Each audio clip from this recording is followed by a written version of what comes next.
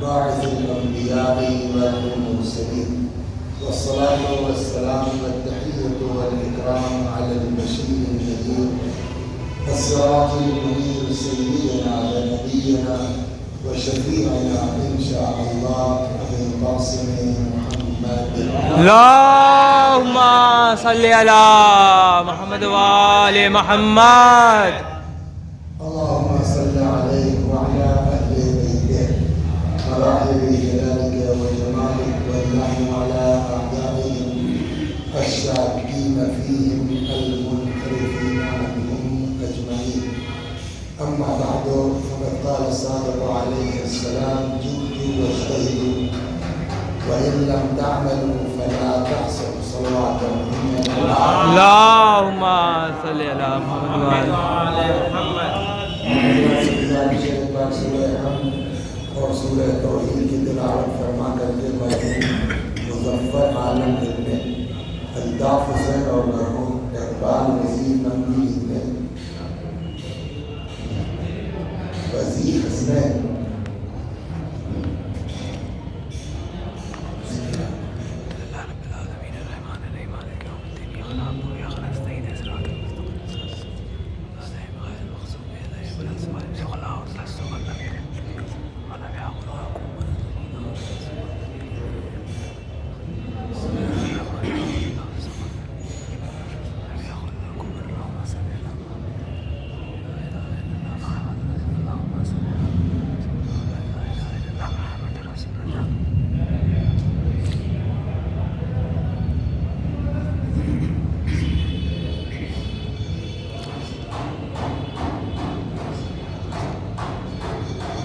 یہ حدیث مبارک جس کی تلاوت کی گئی ہے ہمارے اور آپ کے چھٹے امام جعفر صادق اللهم صل على محمد وآل محمد. دیکھیے ہم کو اور آپ کو ہمارے رب نے جو پیدا کیا اس کا مقصد کیا تھا؟ وَمَا خَلَقْتُ الْجِنَّ وَالْإِنسَ إِلَّا لِيَعْبُدُونِ. ہم نے جنوں کو اور انسانوں کو پیدا نہیں کیا سوائے یہ کہ وہ ہماری عبادت کریں. اب عبادت کہتے کس کو ہیں؟ کیا ہم مسجد میں آ کر کے نماز پڑھ لی ہم نے ہو گیا کام ہمارا؟ لیکن میرا مطلب کچھ اور نہیں، میری بات کو سمجھنے کی کوشش کی جائے. نماز اہم ہے، نماز سے بڑھ کے کچھ نہیں ہے. مسجد مجلس ہو رہی ہے تو اس میں دو نماز سے بڑھ کے کوئی فریضہ نہیں ہے. الصلاۃ عمود الدین ان قبلت قبل ما سواہ. نماز دین کا ستون ہے. اگر نماز قبول تو سارے اعمال قبول. تو یہ اگر نماز قبول کا کیا مطلب ہوا؟ یہ اگر کا مطلب یہ ہے کہ ہر نمازی کی نماز قبول نہیں ہے کہ ہم آگے صاحب ایک وقت کی نہیں چھوٹتی مسجد میں کھڑے ہو گئے اللہ اکبر جماعت بھی پڑھتے ہیں ہو گیا کام ہمارا. جواب نہیں. میں ایک حدیث آپ کے خدمت میں ہمارے اور آپ کے 8ویں امام رضا علیہ السلام اللهم صل على محمد وآل محمد نقل کرتا ہوں کہ جہاں امام نے فرمایا کہ ان اللہ امر بثلاثۃ مقرون بها ثلاثۃ اخرى. اللہ نے 3 چیزوں کا حکم 3 چیزوں کے ساتھ جوڑ کے دیا ہے. اس طرح سے کہ اگر پہلی چیز آپ کی ڈسٹرب ہے تو دوسری خود بخود بولیے ختم ہو جائے گی. اسے دنیا میں دیکھیے آپ دن اور سورج جڑے ہوئے ہیں نا. اگر سورج ڈوب جائے چاہے جتنی آپ روشنی کر لیے چاہے اتنا بڑا جنریٹر لگا لیے چاہے جتنی بڑی لائٹیں کیا دن واپس لا سکتے ہیں آپ؟ سورج اور دن جڑے ہوئے ہیں. سورج گیا تو دن گیا, سورج ہوگا تو دن رہے گا. یہی حال ہے امام فرماتے ہیں احکام میں کہ 3 حکم ایسے ہیں جن کو اللہ نے 3 حکم کے ساتھ جوڑ کے رکھا. اس طرح سے کہ اگر پہلا آپ کا خراب ہوا تو دوسرا خود بخود خراب ہوتا ہے. جس میں پہلی چیز جو بھی عرض کیا امام فرماتے ہیں امرا بالصلاۃ والزکات، اللہ نے نماز کا حکم دیا ہے زکات کے ساتھ۔ آپ جہاں پڑھیں گے قرآن میں اکیلے نماز کا ذکر نہیں، صلوات اللہم صلی علی محمد و آل محمد، باوجود اس کے کہ نماز سے بڑی کوئی عبادت نہیں ہے۔ الصلاۃ معراج المؤمن، نماز مومن کی مثل الصلاۃ کا عمود المثل عمود الفسطاط، نماز کی مثال خیمے کے بانس کی طرح ہے۔ اگر بانس گر جائے خیمہ ٹکے گا، شامیانہ ٹکے گا، وہی حال نماز کا ہے۔ ساری عبادتوں کے عمود کی طرح، ڈنڈے کی طرح ہے، سارے اعمال ٹکے ہوئے گائے کے اوپر، نماز کے اوپر۔ اگر نماز قبول تو سارے اعمال قبول۔ من ترک الصلاۃ متعمدا فقد کفر، اگر کوئی شخص جان بوجھ کے نماز کو ترک کر دے، روایت کیا کہتی ہے، وہ انسان کافر ہے۔ پیغمبر نے فرمایا جان بوجھ کے نماز چھوڑنے والا کیا ہے؟ کافر ہے۔ بعض روایتوں میں ہے کہ ایمان اور کفر کے درمیان پہچان کیا چیز ہے؟ نماز ہے۔ اگر آپ کو یہ پہچان نہ ہو کہ وسیع حسن صاحب یہ مولانا صاحب مومن ہے یا کافر، کیسے پہچانیں گے؟ مجلس سے، روزے سے، زیارت سے۔ کہ ایمان اور کفر کے درمیان اگر کوئی چیز علامت ہے تو کیا؟ نماز ہے۔ نماز نہیں تو حتیٰ یہاں تک امام فرماتے ہیں کہ زنا کرنے والا گناہگار ہے، مجرم ہے، کوڑا پڑے گا، مگر کافر نہیں ہے، مومن ہے، گناہگار ہے، لیکن نماز نہ پڑھنے والا امام فرماتے ہیں کافر۔ تو اتنی اہمیت ہے نماز کی۔ نماز قبول تو سب قبول، نماز ریجیکٹ تو سب ریجیکٹ۔ سوال پھر وہی، نماز کیسے قبول ہوتی ہے؟ کیا جو مسجد میں آ جائے اللہ اکبر اس کی نماز قبول ہے؟ نماز کب قبول؟ اسی طرف اشارہ کیا امام، فرماتے امر بالصلاۃ والزکات، اللہ نے نماز اور زکوٰۃ کا حکم ایک ساتھ دیا۔ فمن صلی ولم یزکی، اگر کوئی نماز پڑھے اور زکوٰۃ نہ دے، امام فرماتے ہیں لم تقبل صلاتہ، اللہ اس کی نماز بھی قبول نہیں کرے گا۔ کچھ سمجھ میں آیا؟ یعنی ساری عبادتیں قبول ہوگی کس بنیاد پر؟ زکوٰۃ، نماز کی بنیاد پر۔ نماز کب قبول ہوگی؟ زکوٰۃ کی بنیاد پر۔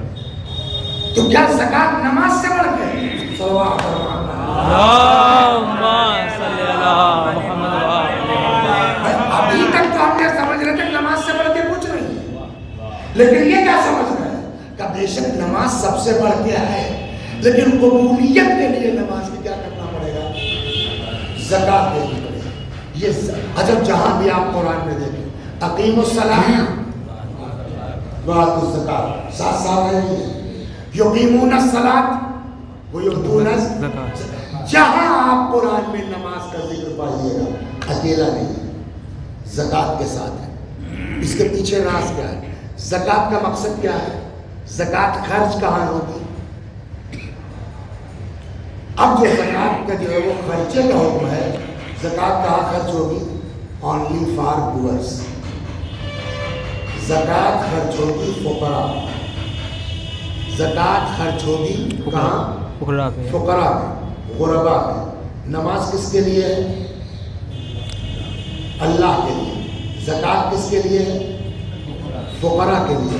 کچھ سمجھ میں آیا اللہ کیا سمجھانا چاہتا ہے؟ ہمارے بندوں کو چھوڑ کے ہمارے پاس مت آنا، پہلے ہمارے غریب بندوں کا خیال کرو، اس کے بعد ہماری بارگاہ میں سجدہ رسو، تب ہم تمہاری نماز قبول کریں گے۔ صلوات اللہم صلی علی محمد و آل محمد۔ یا علی، کہ ہم تو بڑے نمازی، ہم تو بڑے اللہ والے ہیں۔ یہ 3 چیزیں میں دھیرے دھیرے چل رہا ہوں. تو 3 حکم امام نے فرمایا نا کہ اللہ نے جوڑ کے رکھا ہے. نماز کے ساتھ زکات. اگر زکات نہیں تو آپ کی نماز سے ہماری نماز سے کوئی فائدہ نہیں ہے.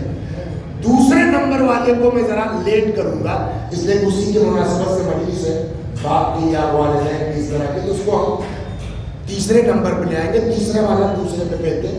ایک 15 منٹ اس پر چلیں. صلوات اللہم صلی علی محمد و آل محمد. تو پہلا کیا ہوا؟ اگر بالصلاۃ والزکاۃ، نماز اور زکات کا حکم ایک ساتھ. اگر کسی نے نماز پڑھی زکات نہیں دی، اللہ اس کی نماز بھی قبول نہیں کرے. 2 چھوڑ دیا میں نے، اب آئیے 3 پر. وَأَمَرَ بِاتِّقَاءِ اللَّهِ وَصِلَةِ الرَّحِمِ.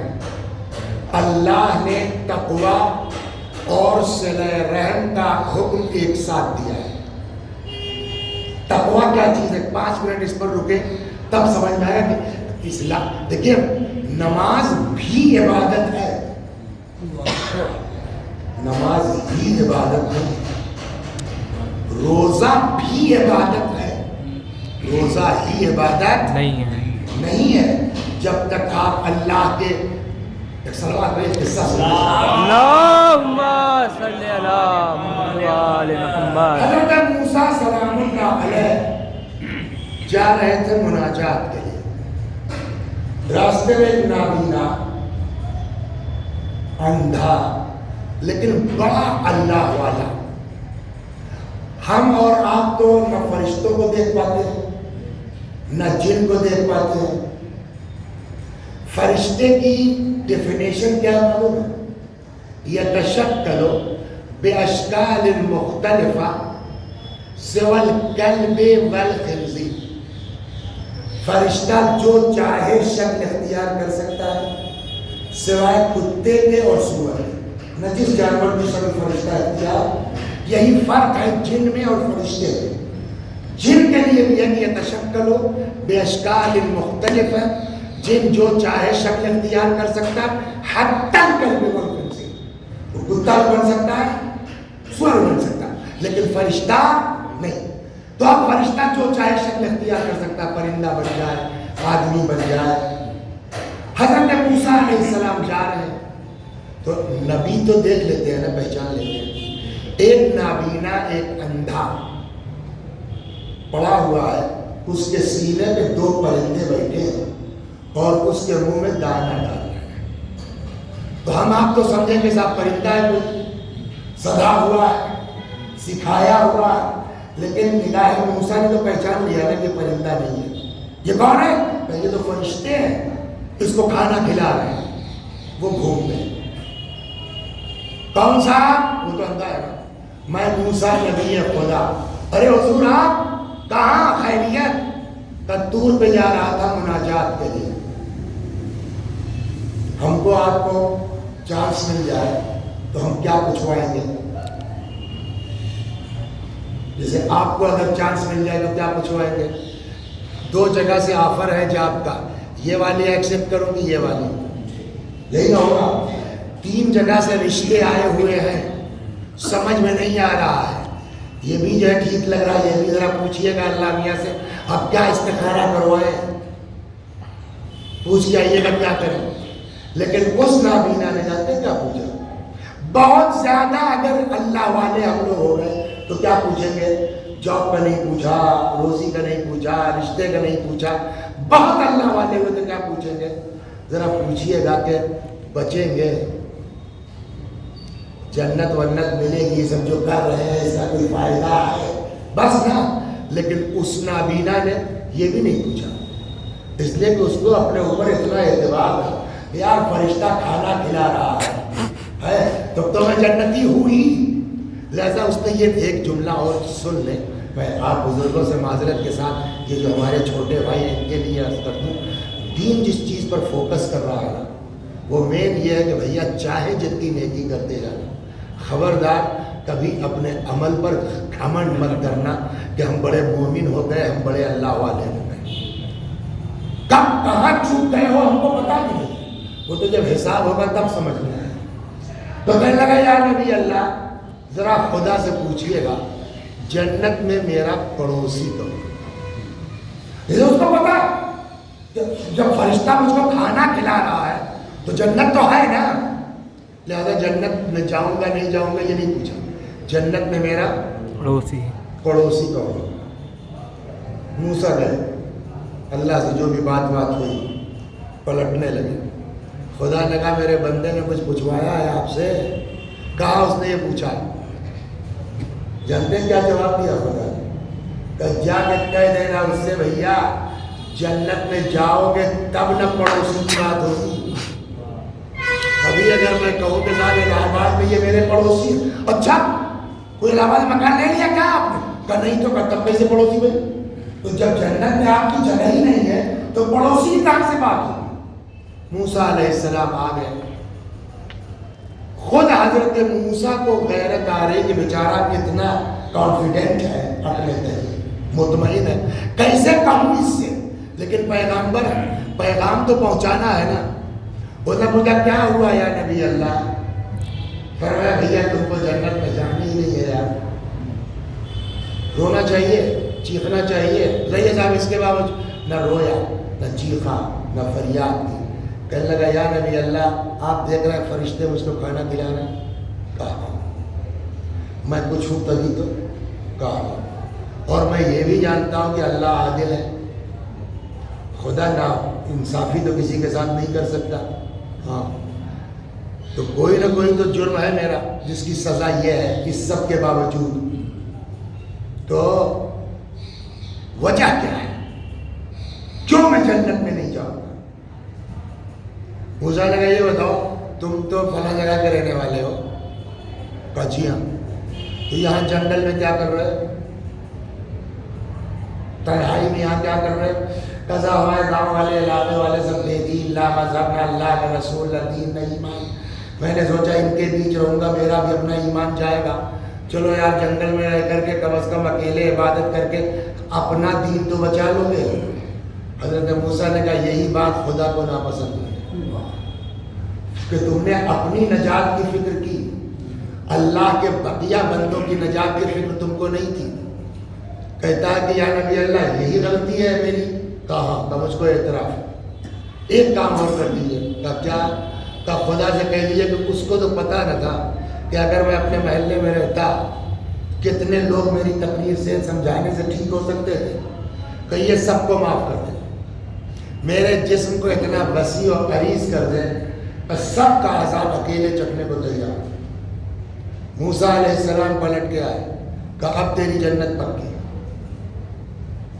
میں نے تو کوئی کام نہیں کیا، کہ صرف تمہاری نیت بدل گئی ہے، ابھی تک تم صرف اپنے چکر میں تھے، نہ نماز قبول نہ روزہ نہ عبادت، لیکن میرے بندوں کا بھی خیال تمہارے ذہن میں آ گیا ہے تو اب نماز بھی قبول ہے، اب عبادت بھی قبول ہے۔ اب سمجھے کیوں تاکید امام نے فرمائی ہے فمن صلی ولم یزکی لم تقبل صلاتہ، نماز پڑھے زکات نہ دے یعنی غریبوں کی خبر گیری نہ کرے، اللہ ایسے کی نماز بھی قبول نہیں کرتا۔ صلوات اللہم صلی علی محمد و آل محمد۔ سب قبول کر لے گا، سیلفش انسان قبول نہیں کرتا، خود غرض انسان قبول نہیں کرتا۔ تو پہلا حکم یہ ہے نماز اور زکات ایک ساتھ، زکات نہیں دو گے نماز بھی قابل قبول۔ تیسرا دوسرے پر بھی آتا ہوں، امر باتقاء اللہ، بات یہاں سے ہو گئی، اللہ نے حکم دیا ہے اپنے تقوی کا۔ تقوی کیا چیز ہے؟ تقوی کے لیے امام فرماتے ہیں کہ گناہ ہونے نہ پائے اور واجب چھوٹنے نہ پائے، یہ دو چیز اگر ہے تو مختصر سا بھی عمل ہے چلے گا۔ ایک روایت میں آپ کو سناؤں، فرماتے ہیں کہ یکفی من الدعاء مع البر ما یکفی الطعام من الملح، تقوی کے ساتھ پھر نیکی کے ساتھ اتنی دعا کافی ہے جتنا کھانے میں نمک کافی ہوتا ہے۔ صلوات اللہم صلی علی، جتنا کھانے میں، بلکہ ایک جگہ روایت یہ بھی کہتی کہ کل کا جو میں نے حدیث پڑھی تھی छठे इमाम का मतलब यही है। फरमाते हैं जिद्दु वज्तहिदु, मेहनत करो, कोशिश करो, व इल्लम तअमलू, अगर अमल नहीं भी करते हो, ये अमल नहीं भी करते हो मतलब मुस्तहब भी, वाजिब तो अदा करना ही है। व इल्लम तअमलू, अगर अमल नहीं भी करते हो, फला तासो, गुनाह मत करो। एक जगह फरमाते हैं कि तर्को लुक़मतिल हराम अहब्बु इलल्लाह मिन अल्फि रकअत ततव्वुअन, एक लुक़मे हराम का छोड़ देना खुदा को 2000 मुस्तहब्बी नमाजों से ज्यादा पसंदीदा है। एक लुक़मे नमाज मुस्तहब्बी मत पढ़ो चलेगा, नमाज सुबह कज़ा ना हो, शब पढ़ो चाहे ना पढ़ो, सलवात मोहम्मद अल्लाहुम्मा सल्ली अला नमाज शब ना पढ़िए, अल्लाह तौफीक दे, मगर उसके चक्कर में आप नमाज सुबह छोड़ दीजिए मौलवी साहब, तो ऐसी नमाज शब से कोई फायदा नहीं है। अगर ये है क्या वाजिब छूट नहीं रहा है और हराम का इर्तिकाब नहीं हो रहा है, तो इंसान क्या कह रहेगा? मुत्तकी। या अय्युहल्लज़ीना आमनुत्तकुल्लाह, खुदा ने हुक्म दिया तक़वा इख्तियार करने का, और फिर कुरान ही कहता कि जब तक ये कैफियत तुम्हारे अंदर नहीं होगी तक़वे वाली, तब तक तुम्हारा कोई अमल काबिल कबूल नहीं है। कहा इरशाद होता है इन्नमा यतक़ब्बलुल्लाहु मिनल मुत्तक़ीन, अल्लाह सिर्फ और सिर्फ मुत्तक़ियों के अमल को कबूल करता है। यानी अगर हमारे अंदर तक़वा नहीं है तो हमारा कोई अमल हो गई नमाज। और फिर वही सवाल जो नमाज वाला था, नमाज कबूल तो सब कबूल, तो नमाज कब कबूल होगी? वैसे ही यहाँ है, तक़वा है तो सब कबूल, तो तक़वा कब कबूल होती है? अब यहाँ पर दूसरे नंबर पर इमाम ने फरमाया व अमरा बित्तिक़ाइल्लाह व सिलतिर रहम, अल्लाह ने हुक्म दिया है तक़वे का, साथ साथ काहे का? सिले रहम का, यानी रिश्तेदारों के साथ मिल के रहने का, भाई बहन भतीजे भांजे खानदान को लेके चलने का। अब अगर कोई इंसान तक़वा तो है उसके अंदर, नमाज भी है, रोजा भी है, गुनाह भी नहीं करता, कोई वाजिब छूटता भी नहीं है, लेकिन सगे चचा से बोलचाल नहीं है,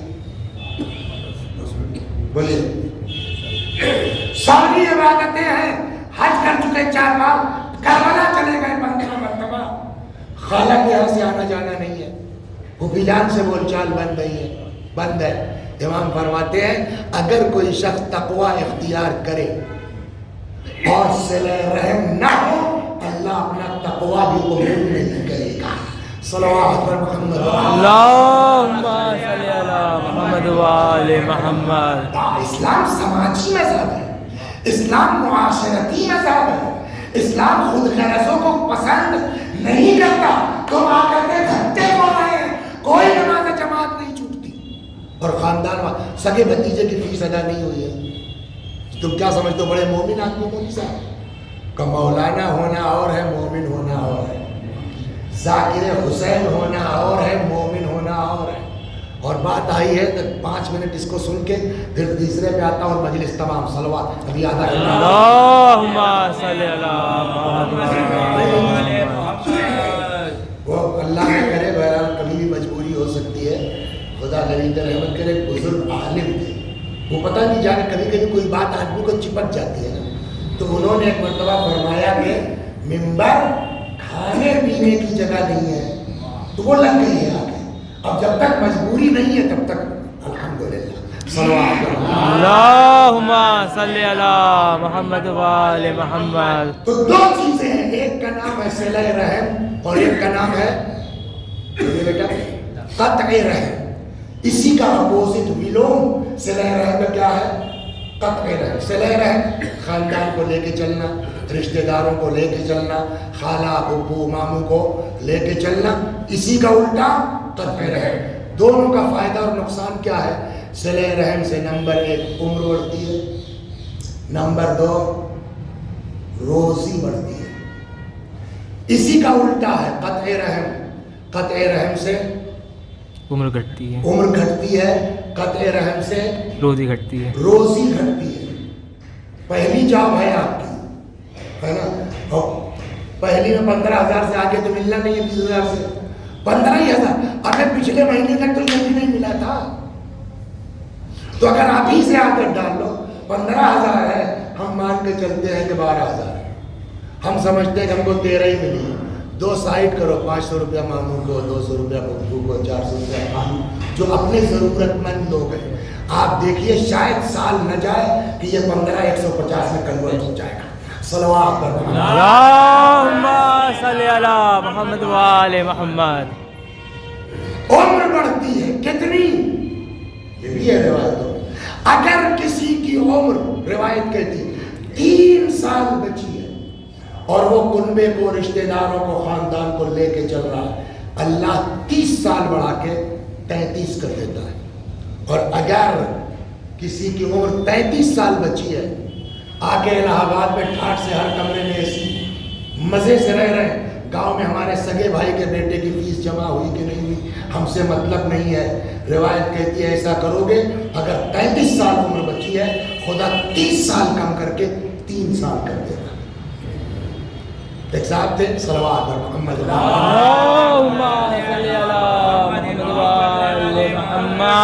एक साहब थे, ख्वाब देखा उन्होंने, तो कोई आया है, बहुत तवज्जो सुनिए बेटा, ये आप लोग का हम लोग जो बदमाशी कर चुके हैं अल्लाह माफ़ कर दे, यही एक उम्मीद है। लेकिन अभी आप लोगों के पास वक्त है अपने आप को, बल्कि इमाम ने कहा भी है कि अलैकुम बिल अहदाथ, इन नौजवानों पे काम करो, इनका दिल पाक है, ये जल्दी समझ में आएगा बनिस्बत तुम लोगों के।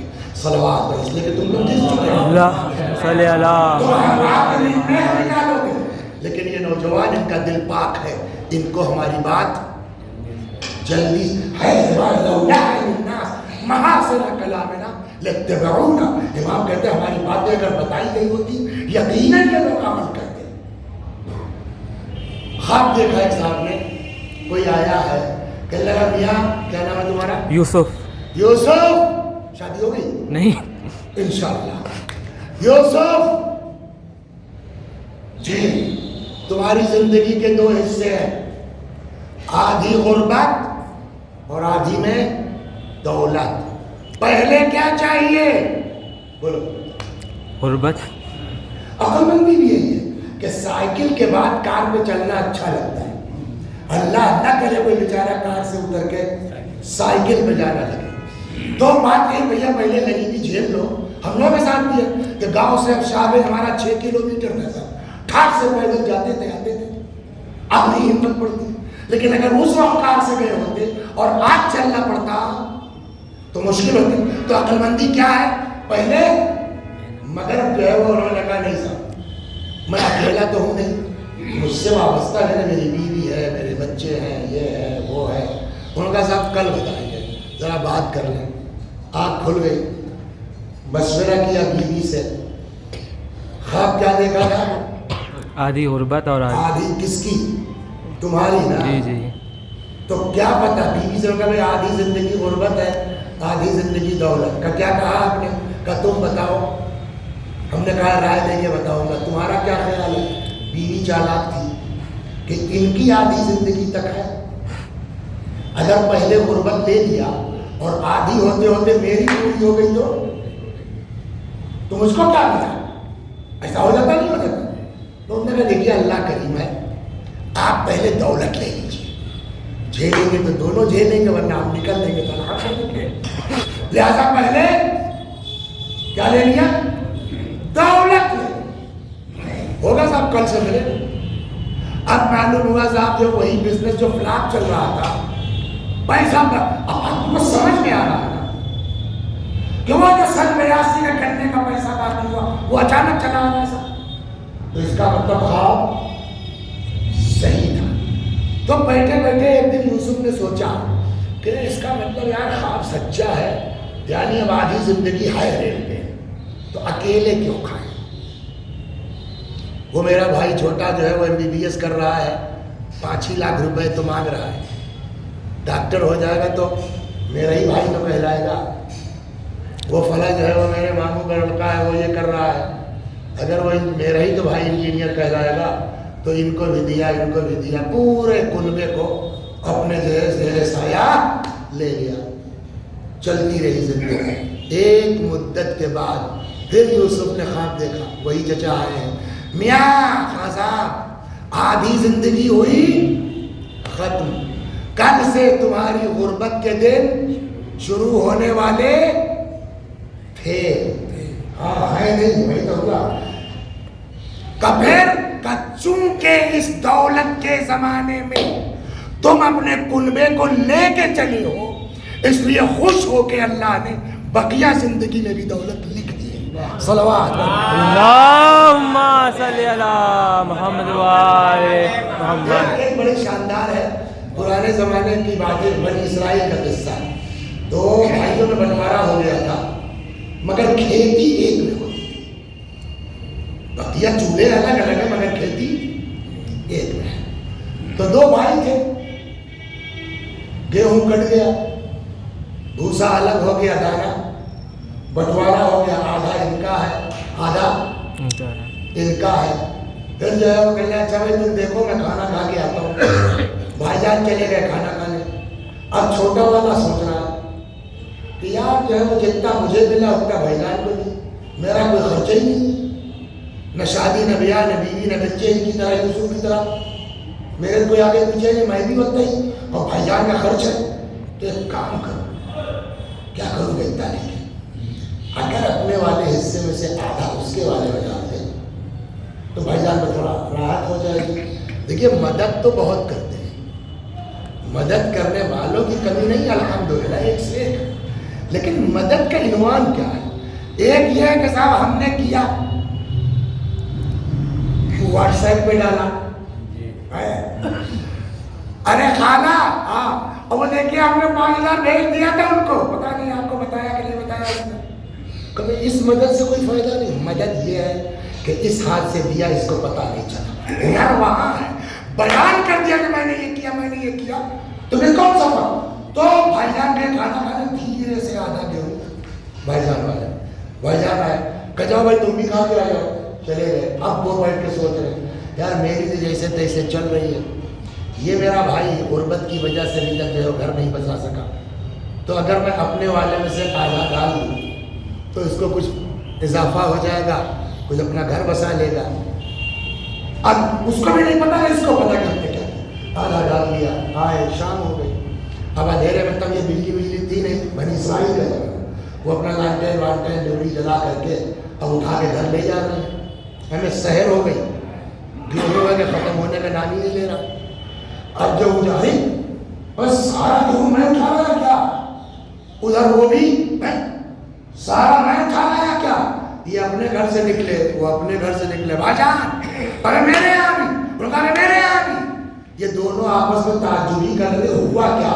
کہتے ہیں تب تک زمین و آسمان کے درمیان سے آواز آئی جب بھائی ہو کے ایک دوسرے کا اتنا خیال ہے تو میں تو تم دونوں کا اللہ میں نہیں اضافہ کروں گا تو کون کرے گا.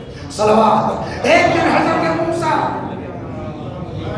سلام اللہ علیہ مناجات کر رہے تھے. سنائے نا قصہ, مناجات میں رپلائی آتا تھا. اللہ نے کہا, جناب موسیٰ نے کہا پالنے والے جو بھی رشتہ داروں کے ساتھ صلہ رحم کرے گا, خاندان کے ساتھ بھائی کے ساتھ, پالنے والے تو کیا کرے گا, اس کو تو کیا دے گا. اللہ نے کہا انسی لہ الاجل, میں اس کی موت بھلا دوں گا. نمبر 1 کیا, یعنی وہی عمر. 2 سب سے سخت منزل ہے, کبھی پڑھوں گا انشاءاللہ خدا نے توفیق دی, ابھی یاد دلائے بھی آتا ہے. ایک نقطہ قبض روح بہت سخت منزل ہے. کچھ کے لیے ہے کہ جیسے پھول سے خوشبو نکلتی, اور بعض روایتوں میں ہے جیسے وہ کیا کہتے ہیں بوٹی کیا جائے کسی چیز کو, قینچی کیا جائے. آپ تو گاؤں کے ہیں, پر جانور کا چارہ کاٹتے دیکھا ہے, ایسے بالتے تھے. اتنی تکلیف ہوتی ہے قبض روح میں. موسیٰ نے کہا پالنے والے جو صلہ رحم کرتا ہے, رشتہ داروں کے ساتھ اچھا سلوک کرتا ہے, لے کے سب کو چلتا ہے, اس کے ساتھ تو کیا کرے گا. کہا 1 تو اس کی موت بھلا دوں گا, طولانی کر دوں گا. 2 اس کی روح نکلنے میں آسانی ہو جائے گی. सलवात अल्लाहुम्मा सल्ली अला मुहम्मद व आले मोहम्मद। अब इसमें बहुत सी चीजें हमें जाने दिए फिर इंशाल्लाह किसी मौके पर। 3 बातें थी कि अल्लाह ने 3 चीजों का हुक्म 3 चीजों से जोड़ के दिया है कि पहली डिस्टर्ब तो दूसरी खुद ब खुद डिस्टर्ब। 2 हो गई। पहला क्या था? अमरा बिस्सलात व ज़कात, नमाज और ज़कात का हुक्म एक साथ दिया। नमाज अदा करे ज़कात न दे, अल्लाह उसकी नमाज भी कबूल नहीं। अमरा बित्तिक़ाइल्लाह व सिलतिर रहम, अल्लाह ने तक़वे का और सिले रहम का हुक्म एक साथ दिया। तक़वा बहुत है मगर ख़ानदान से ताल्लुकात ठीक नहीं है, अल्लाह इसका तक़वा भी कबूल नहीं करेगा।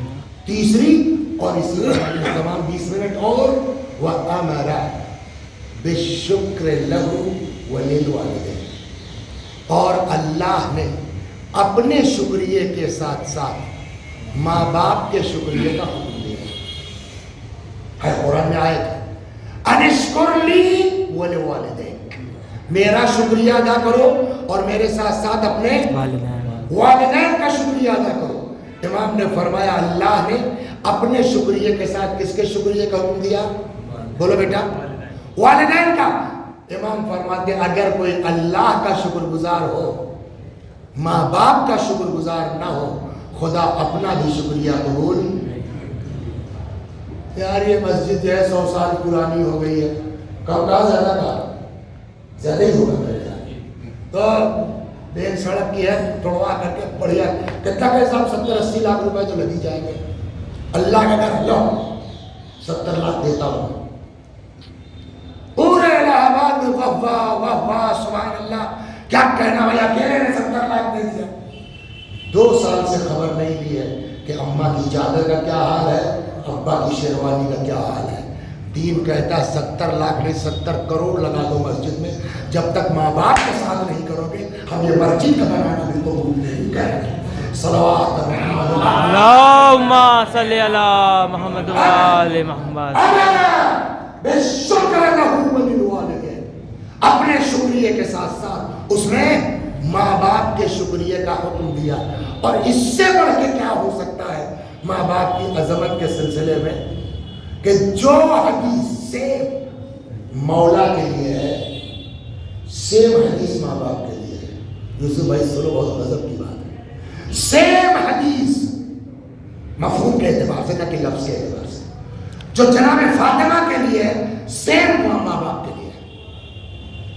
मौला के लिए पैगंबर की हदीस मशहूर है। हजरत ने फरमाया अली, अगर कोई रोजों पर रोजे रखता जाए, नमाजों पर नमाजें पढ़ता जाए, हज पर हज करता जाए, कोहे बहुत के बराबर सोना और चांदी राह खुदा में खैरात करता जाए, सफ़ा और मरवा के दरमियान सही करता हुआ मजलूमियत के आलम में कत्ल कर दिया जाए, अली अगर तुम्हारी मोहब्बत उसके दिल में नहीं है तो ऐसा आदमी जन्नत की खुशबू नहीं सूंघ सकता। मैं कह रहा हूँ सेम की बात, क्या लफ्ज है, नहीं है कहा कि जहन्नम में जाएगा जन्नत में नहीं जाएगा। ऐसा आदमी जन्नत की खुशबू, उसका मतलब जन्नत की खुशबू है तो कितनी दूर से महसूस होगी। आज से 20 साल पहले निकाह पढ़ा, असल रजा भाई आपको तो याद ही होगा, 30 साल पहले, अब तो काफी बेहतर हुआ है। तो मौलाना को चुआरे शक्कर के साथ साथ इत्र की शीशी भी मिलती थी, वो उसकी बिल्कुल महक जैसे नूरानी तेल है।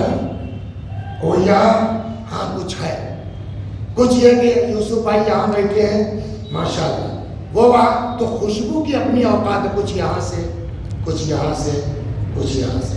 जन्नत की खुशबू कहाँ से महसूस होती है? 2 रिवायतें हैं। एक रिवायत में है कि 500 बरस के फासले से जन्नत की खुशबू महसूस की जा सकती है। एक रिवायत जो मैं अब सुनाने जा रहा हूँ उसमें 1000 बरस। हदीस क्या थी? चाहे जितनी इबादत करे आदमी, अगर अली तुम्हारी मोहब्बत नहीं है तो ऐसा आदमी जन्नत की खुशबू नहीं सूंघ सकता। अब दूसरी रिवायत में है कि जो आपके वालिदैन हैं, रिवायत कहती है कि जन्नत की खुशबू मिन मसीरत अलिफ आम, 1000 बरस के فاصلے سے محسوس ہو سکتی ہے، وَلَا يَجِدُهَا عَاقٌ، لیکن جو آگ کے والدین ہے وہ جنت کی خوشبو نہیں سن سکتا۔ تو جو روایت مولا کے لیے وہی ماں باپ کے لیے ہے کہ نہیں ہے؟ دوسری والی کیا عرض کی میں نے، جو جناب فاطمہ کے لیے ہے وہ ماں باپ کے لیے ہے۔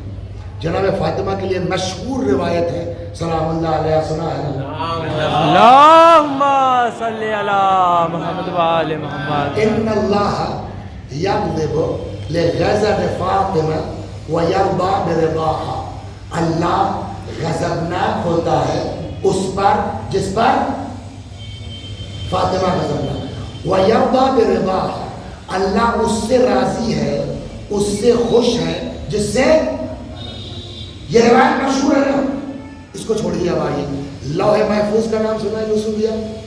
لوح محفوظ میں کیا ہے؟ جو کچھ ہونے والا ہے وہ سب کچھ اللہ نے اس میں، یہ کب سے ہے لوح محفوظ؟ ہمیشہ سے تو کوئی چیز نہیں ہے نا اللہ کے علاوہ، تو اللہ نے لوح محفوظ بنایا نا، خلق کیا، اور اسی نے اس پر سب کچھ ابھارا۔ اب روایت ہے کہ سب سے پہلی چیز جو لوح محفوظ پر اللہ نے ابھاری یا لکھا، وہ سب سے پہلا مسئلہ کیا تھا؟ لا الہ الا انا من رضی عنہ والدہ فانا عنہ راضی۔ سب سے پہلا جملہ جو لوح محفوظ میں اللہ کی طرف سے ابھارا گیا وہ یہ کہ کوئی خدا نہیں سوائے میرے، جس سے ماں باپ راضی اس سے میں راضی، جس سے ماں باپ راضی ناراض اس سے۔ تو سیم روایت جناب فاطمہ کے لیے جو وہی ماں باپ کے لیے ہے نا، جو روایت مولا کے لیے، اور اس سے بڑھ کر کے ماں باپ کا اور مرتبہ کیا ہو سکتا ہے؟ یہ خوش اللہ خوش، یہ خوش اللہ راضی، یہ ناراض۔ اچھا ایک سوال کا جواب اور دے دیجیے آپ، کیا کبھی ایسا ممکن ہے کہ کسی سے اللہ ناراض ہو اور اس سے امام حسین خوش ہو جائے؟ اٹس پاسبل، ایسا کیوں نہیں ہو سکتا؟ کیسے؟ حدیث موجود ہے، جو حسین پر روئے رلائے رونے والے کی صورت بنائے جنت واجب، 5000 مجلس پڑھ کے بیٹھا ہوں میرے اوپر جنت واجب، لیکن اماں بیچاری گاؤں میں بل بل بل بل رو رہی ہیں، بد دعائیں دے رہی ہیں، تو اللہ خوش ہے کہ ماں میری ناراض ہے؟ اور اگر اللہ ناراض ہوا تو امام حسین، یہ حدیث ہم پر آئے بھی ثابت ہوگی، ہمیں چھوڑو، اللہ میاں بہت ٹائٹ ہے، تو ہماری مجلس پڑھتے تھے، کوئی بات نہیں، آ جاؤ ہم معاف کر دیں۔ It's possible. قرآن کہتا ہے وَلَا تَشَاءُونَ إِلَّا أَن يَشَاءَ اللَّهُ رَبُّ الْعَالَمِينَ، یہ لوگ وہی چاہتے ہیں جو خدا چاہتا ہے، تو اللہ کے اگینسٹ تو ایلیمنٹ نہیں چاہے گا۔ اللہ کس سے ناراض؟ جس سے ماں باپ ناراض۔ اگر اللہ ہم سے ناراض ہے تو ہمارے مجلس پڑھنے سے امام حسین خوش ہو جائیں گے، ہمارے ماتم کرنے سے؟ تو اگر امام حسین کو خوش کرنا ہے تو کیا کرنا پڑے گا؟ اللہ کو خوش کیجیے، یہ نہ ہوا؟ اگر امام حسین کو خوش کرنا ہے، اہل بیت کو خوش کرنا ہے تو کیا کرنا پڑے گا؟ اللہ کو خوش کیجیے۔ اللہ کو خوش کرنا تو کیا کرنا پڑے گا؟ والدہ کچھ سمجھ میں آیا؟ اس سے بڑھ کے اور کیا؟ اب اگر کسی کے ماں باپ ناراض یعنی خدا ناراض، خدا ناراض یعنی اہل بیت ناراض، اب چاہے جتنی نماز پڑھو، چاہے جتنی مجلس پڑھو، چاہے جتنی سوزخانی کرو، مطلب سمجھ میں آیا؟ اگر ماں باپ چاہ لیں تو نہ ہماری نماز قبول ہو سکتی ہے، نہ روزہ قبول ہو سکتا ہے، نہ حج قبول ہو سکتا ہے، نہ عبادت قبول۔ صلوات اللہم صلی علی محمد وآل محمد۔ اچھا تب تو بھیا اچھا ہوا کہ اماں ہماری مر گئی، یہ سوال ہوگا نہیں؟ جھنجھٹ ختم، ابھی اچھا ہوا ابا مر گئے، سیو کر لیں گے، کم از کم یہ کچی نہیں، خوش مت ہوئیے کہ اماں مر گئی تو کام ختم ہو گیا، ابا مر گئے تو کام ختم ہو گیا۔ اب روایت کہتی ہے میں بھی کہ ماں باپ آگ کر کے مرے ہوں، آگ ختم ہو جائے، ممکن ہے ماں باپ خوش گئے ہوں، مرنے کے بعد آگ ہو جائے، یہ روایات اللہ نے جیسے ہم کو بیٹا دیا اللہ سب کو ویسے ہی بیٹا دے. یہ کسی کے ماں باپ کی رضا کی آخری حد ہے نا. مر گئے 20 سال ہو گیا مرے ہوئے, سامنے گھر کے قبرستان میں پلٹ کے نہیں گئے کہ ابا کی سال میں ہو اماں کی سال میں ہو, ایک فاتحہ پڑھنے کے روادار. روایت کہتی ہے اگر آج بھی مرنے کے بعد ہم نے ان کو چھوڑا اور ان کو روح کو تکلیف ہوئی ہم آپ ہو جائیں گے. مرنے کے بعد مر گئے ناراض تھے, خدا کسی کو وصیت میں ایسی اولاد نہ دے. ساری دنیا کو پتا ہے بہت نالائق ہے, لیکن کچھ کتابیں پڑھ کے کچھ ان کی مجلس سن کے احساس ہوا غلط ہوا. اب کیا کہیں کہ اللہ نے کبھی رحمت کا دروازہ بند نہیں کیا. ابا کا قرضہ ادا کروا دیا, ان کی نمازیں ادا کروا دی, ان کے روزے ادا کروا دیے, ان کی طرف سے حج کروا دیا, ان کی طرف اتنی نیکی کی کہ ان کی روح خوش ہو گئی. اگر روایت کہتی ہے کہ آگ ختم ہو سکتا ہے, لہذا ہم کو حق نہیں ہے کسی کو طنز کرنے کا. بھائی تمہارے ماں باپ نے آگ کر دیا ہے, دوسرے کو کہنے سے پہلے ہم اپنی خبر لیں, پتہ نہیں ہم کب آگ ہو جائیں. صلوات پر محمد اللہم صلی اللہ. اور اگر یہ راضی بس آخری بات اور ختم دعا, تمہاری طرح لڑکا ہے آیا کربلا امام حسین سلام اللہ علیہ, السلام علیک یا ابا عبداللہ. اس میں بہت سے لوگ ظاہر بیٹھے ہوں گے, سنا کسی نے آج تک زیارت کا جواب وعلیکم السلام سنا کسی نے؟ یہ لڑکا آیا السلام علیک یا ابا عبداللہ, زری سے بلند جواب سنائی, گھیر لیا پبلک. یار کیا چیز ہو تم, بڑے بڑے علامہ آیت اللہ چلے گئے, کسی کو تم قضا میں ہر سال آتا ہوں, میں نے کبھی نہیں سنائی, پہلی بار. کیا کیا تم نے اسی اب کی جو یہ ہوا؟ پہلا صاحب میں ایک قریب کے گاؤں کا رہنے والا ہوں, بہت نزدیک میں نہیں, ایک سال میں ایک بار آتا ہے, کتنا فاصلہ نہیں معلوم, گاؤں کا رہنے والا ہوں, کسان ہوں, کھیتی کرتا ہوں, بہت بڑا آدمی. ایک گدھا میرے پاس ہے جس سے کھیتی کا اپنا سامان لاتا لے جاتا ہوں کاروبار. جب زیارت کا زمانہ آتا ہے میں نے نمبر لگا رکھا ہے, ایک سال اماں کو لے کے آتا ہوں, ایک سال ابا. پچھلے سال اماں کو زیارت کروا چکا, آپ کی کس کا نمبر ہے؟ باپ کا. کل ساری تیاری ہو چکی, کرتا یہ تھا جس کا نمبر ہوتا تھا اس کو بٹھلاتا تھا گدھے پر, خود رسی پکڑ کے پائے گئے, ساری تیاریاں ہو گئی. پتہ نہیں کیا ہوا, اماں کے دل میں کیا آیا, کہنے لگی ہاں یوسف جی اماں, کہنے لگے کہ حق تو نہیں ہے مجھ کو, پچھلی بار لے گئے ہو, تمہارے ابا کا نمبر ہے, لیکن پتہ نہیں کیوں اندر سے بڑا عجیب سا محسوس ہو رہا ہے, اگلے سال تک رہوں نہ رہوں. اے بیٹا کچھ انتظام ہو سکتا ہے. کہنے لگا میں باپ کو تو کچھ بول نہیں سکتا, ڈسٹرب نہیں, ان کا نمبر ہے, لیکن اماں کے منہ سے نکل گیا تو ان کی بات کر بھی نہیں سکتی, کرے تو کیا کرے. غربت یہ کہ نہ دوسرا گدھا خرید سکتے نہ کرائے لے سکتے. بہت سوچا, آخر فیصلہ کیا, بات اماں کی ہے, کٹے گی تو نہیں. یہی نہ ہوگا 4 دن کی جگہ 8 دن میں پہنچیں گے, 10 دن میں پہنچیں گے, تھوڑا پہلے چلیں گے. کہنے لگے صاحب تیاری کی, میں نے باپ کو بٹھلایا گدھے پر, ان کو ڈسٹرب نہ, ان کا نمبر ہے. اماں کو بٹھلایا کاندھے پر, اور اس طرح سے ماں کو اپنے کاندھے پر بٹھلا کے, نہیں معلوم 20 میل 50 میل 100 میل کتنا تھا, لے کے آیا. ہر سال آتا تھا, کبھی جواب نہیں سنائی دیا. اب کی جو ماں کو اس طرح لے کے آیا ہے, کہتا السلام علیک یا ابا عبداللہ. امام نے فرمایا وعلیک السلام. ایک بار, دو. آپ یہ بتائیے دنیا میں کوئی آدمی ایسا ہے جو کہہ سکے معاذ اللہ امام کی دعا قبول نہیں ہوگی؟ ہاں, اگر کربلا میں امام حسین سلام اللہ علیہ کو یہ خواہش تھی کہ ایک بار میں اکبر کو دیکھ لوں, یہ نا, اگر حضرت ہاتھ اٹھا دیتے, پالنے والے اکبر کو پلٹا دے, اللہ نہ سنتا؟ بولیے, کہنا چاہیے تھا نا پالنے والے میرا بیٹا بڑا زبردست پہلوان ہے, ایک بار ملا دیا, اللہ سنتا کہ نہ سنتا؟ امام حسین نے خود دعا کی, دعا کرو. ماں سے کہا مولا آپ دعا کر دیتے, کیا خدا نہ سنتا؟ شاید حضرت یہ فرمائیں، مقصد یہ رہا ہو، ممکن ہے کہ یہ میرا واقعہ تو قیامت تک بیان ہوگا نا، اور یہ بھی بیان ہوگا، تو کم از کم آنے والی نسل کو پتہ چلے کہ ماں کیا ہے۔ ہاں امام کی دعا کا قبول ہونا یقینی ہے، لیکن جب ماں کی بات آتی ہے تو خود امام اپنے کو پیچھے کرتے ہیں، ماں کو آگے کرتے ہیں، تاکہ نوجوانوں کو ہمارے پتہ چلے کہ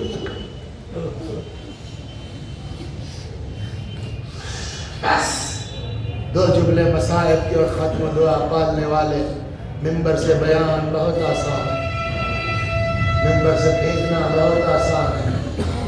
یا اللہ ہم سب کو توفیق دے، جن کے والدین زندہ ہیں خدمت گزاری کی، اطاعت کی، جن کے والدین اس دنیا سے جا چکے ہیں، خدا ہم لوگوں کو توفیق دے ان کے ایصال ثواب میں، کچھ نہیں تو کم از کم قبر پہ جا کے فاتحہ پڑھیں، صلوات پڑھیں، کسی غریب کو 10 روپیہ دے دیں ان کی طرف سے، ثواب پہنچتا۔ بلکہ روایتوں میں یہاں تک خوش ہوتے ہیں مردے، اور پھر وہ پلٹ کے آپ کی طرف آتا ہے، اس لیے کہ وہ خوش ہوں گے تو آپ کو دعا دیں گے، اب وہ دعا دیں گے تو ماں باپ کی دعا زیادہ قبول ہوتی ہے، پلٹ کے ہم کو آئے گی۔ بس 2 جملے، ایک باپ کے ایصال ثواب کی مجلس میں سب چلے گئے۔ کربلا سے پوچھئے باپ کا احترام کہاں تک ہونا چاہیے؟ فنظر یمینا و شمالا، امام حسین نے داہنے دیکھا بائیں دیکھا۔ روایت جناب میر انیس نے بھی یہی کہا ہے کہ نہ آسرا تھا کوئی شاہ کربلائی کو، فقط بہن نے کیا تھا سوار بھائی کو۔ آئے زینب خدا حافظ، اے رقیہ اور رباب خدا حافظ، اللہ اکبر۔ بہت سے مناظر ہیں امام کی رخصت میں۔ میں جملہ ایک منظر یہ کہ فرماتے ہیں بہن میں چاہتا ہوں اپنے بیٹے سے رخصت ہو لوں، یعنی امام سجاد علیہ السلام سے۔ مرحوم علی نقی فیض الاسلام ایک بزرگ عالم، وہ لکھتے ہیں اپنی کتاب میں، آگے آگے جناب زینب ہے، پیچھے پیچھے امام حسین ہے۔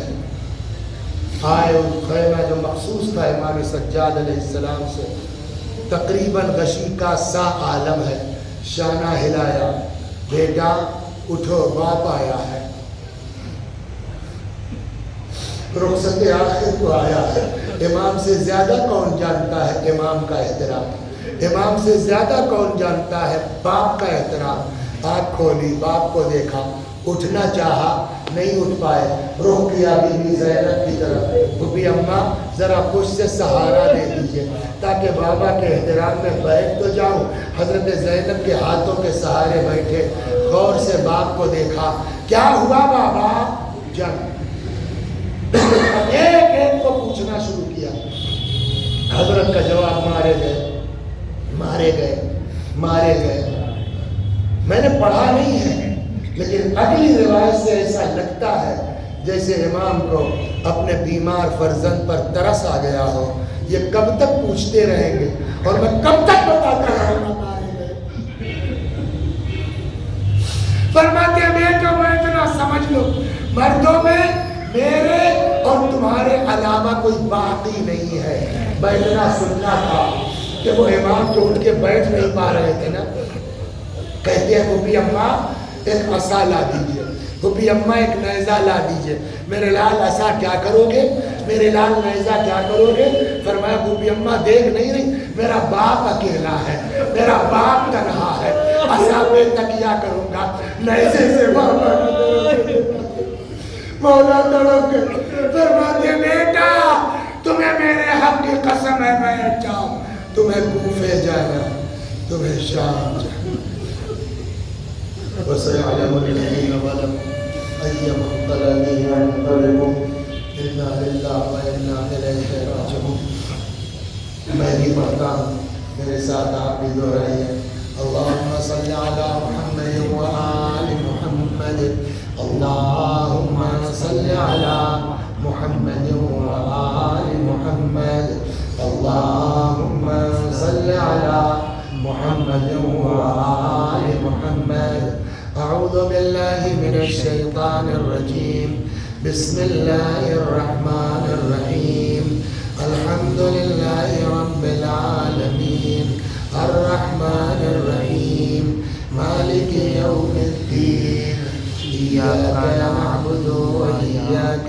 نستعين اهدنا الصراط المستقيم صراط الذين أنعمت عليهم غير المغضوب عليهم ولا الضالين. بسم الله الرحمن الرحيم. قل هو الله أحد الله الصمد لم يلد ولم يولد ولم يكن له كفوا أحد. بسم الله الرحمن الرحيم. قل هو الله أحد الله الصمد لم يلد ولم يولد ولم يكن له كفوا أحد. بسم الله الرحمن الرحيم.